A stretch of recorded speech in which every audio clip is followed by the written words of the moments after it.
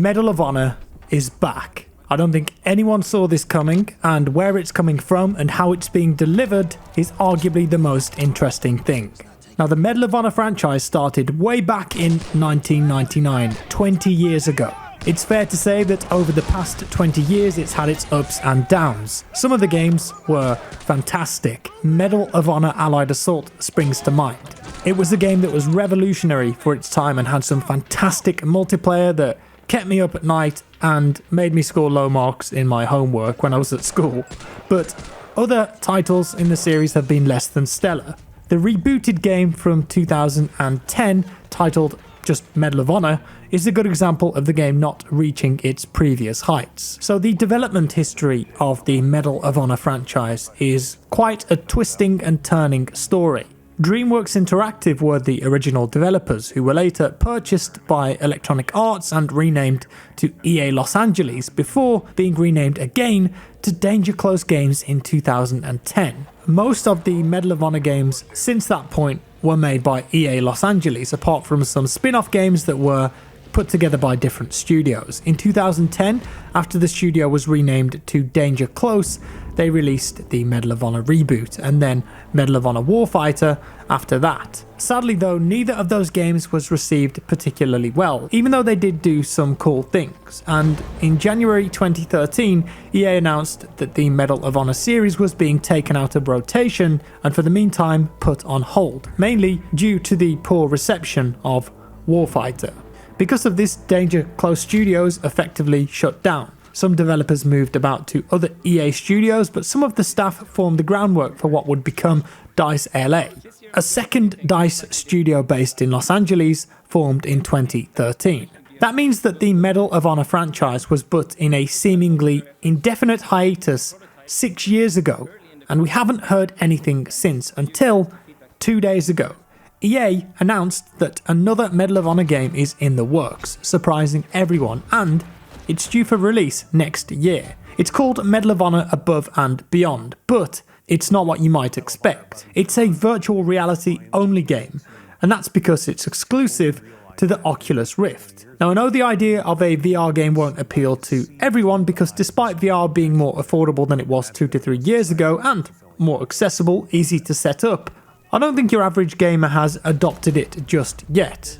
I would say that most people who play FPS games are less than willing to spend multiple hours playing an FPS game in VR. But what if it was an FPS game made from the ground up with virtual reality in mind from a AAA studio? So of course, with Danger Close Games not being around any longer, the question is, which developer has stepped up and taken on the challenge? Well, as it turns out, it's none other than Respawn Entertainment. Respawn are an incredibly busy studio right now. Apex Legends is a huge title for them that's still relatively in its infancy. They also just announced Season 3 with a new map, Legends and more. So they're definitely working hard to keep people entertained on that front. And then they're also working on a Star Wars game, Jedi Fallen Order. A single player experience, and if there's any game that needs to live up to the fans' expectations, it's a Star Wars game. So that's absolutely no easy task either. And then if all that wasn't enough, they're now tasked with taking a franchise that was put to one side because it wasn't achieving what EA wanted it to, and they've got to pull it back into the current generation with a fresh take.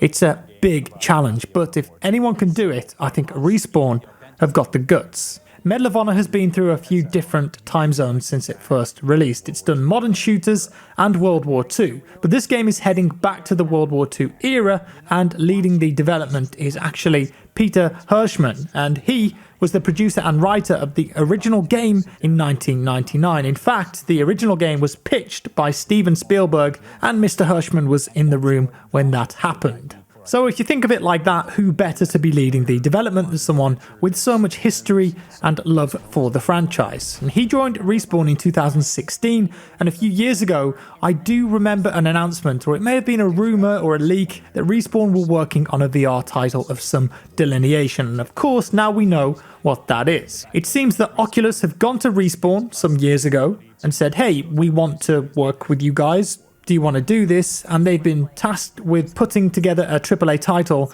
that uses VR while not feeling like a cheap game or a gimmick or just a demo. They want this to feel like a true AAA experience, and that isn't easy. It doesn't happen overnight either, and this is clearly something that they've been working on for some time. And remember, it still doesn't release until next year, so plenty of dev time to go still. They say that the goal with Above and Beyond is to create an immersive and unique World War II experience, and they want it to be as authentic as possible. With that in mind, Respawn have gone around and interviewed some World War II veterans. One thing that Respawn and Hirschman were really keen to point out, though, is the difference between authentic and realistic. More than anything else, they want the game to be fun. It's a video game. Hirschman used an example. He said, "We're trying to make the most authentic World War II game possible. This does not mean that we're trying to make the most realistic one."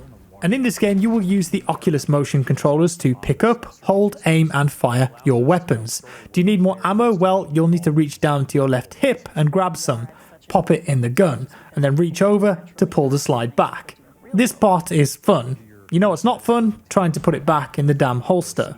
And I think that he's right. If you've ever played some of the shooting games and mini games on VR, they can be really fiddly because you have to grab a magazine, put it in the gun correctly. Everything is super realistic and authentic as much as it can be.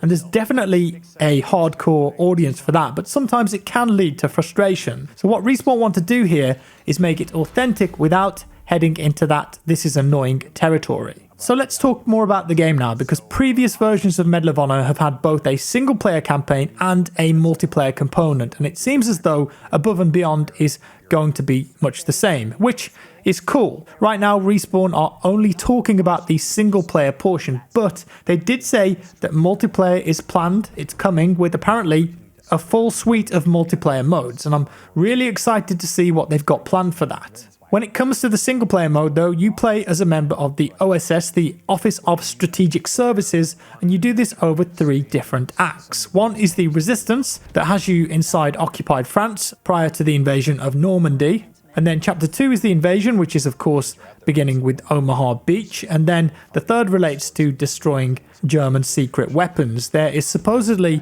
50 levels in total, and the campaign should take you around 10 to 12 hours. As single player FPS campaigns go, I'd say that's quite a good number, but just how much of that campaign you can do in VR depends on how well it's done. And of course, some people manage to play VR games a lot easier than others and can stand being inside the headset for longer. Playing VR games for a substantial period of time just isn't possible for some people. They get motion sick, they feel uncomfortable, so it may be a case of doing this in a few short bursts each time.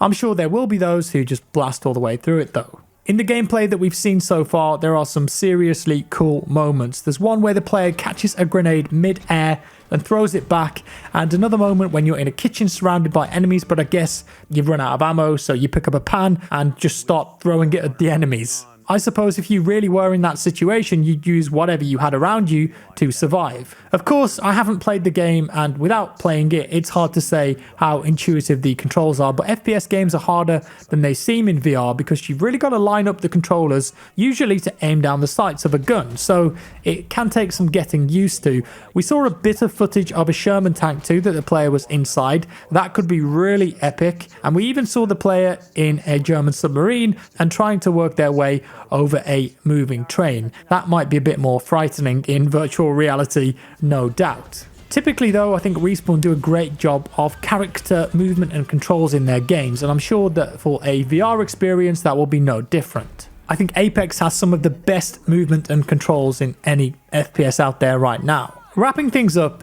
it's interesting to see Medal of Honor Reborn as a VR game. I didn't expect it, but if it's done right, it could be something special. There's definitely room out there for a AAA VR game designed from the ground up like this, and maybe this could be the one. It seems as though they're offering up some really good action sequences and interactivity, funny moments, epic moments, maybe a bit of sad and emotion in there too. And also, you've got the multiplayer component in there for those who want it. What was great about the original Medal of Honor though was that it wasn't just a game, it was a way to learn about the war, and this one absolutely follows that same mantra. All of those interviews with the veterans they said they've done, well, they're going to be available for you to watch in the game, and Respawn have also partnered with Honor Flight to bring some of the veterans back to Europe to revisit the exact places they fought for the first time. And 360-degree VR videos of some of these locations will actually let you experience this yourselves, and Respawn is also scanning some archival footage from the Library of Congress in 4K for the first time ever, so you can watch along. I am super excited to see what Respawn will achieve with this game. There isn't a huge amount of VR-only games out at the moment that interest me, but this is definitely one of them. And with VR headsets becoming more mainstream, due to the prices now much more affordable and the setup being easier, this is a game that could really entice people to get on the VR train. With that said, that is all for today, guys. I hope you enjoyed this one. Let me know your thoughts down in the comments below. If you did like it, leave a like, thank you. If you didn't like it, dislike it, not a problem. Subscribe for more, hit the bell for all notifications, and I'll see you in the next one.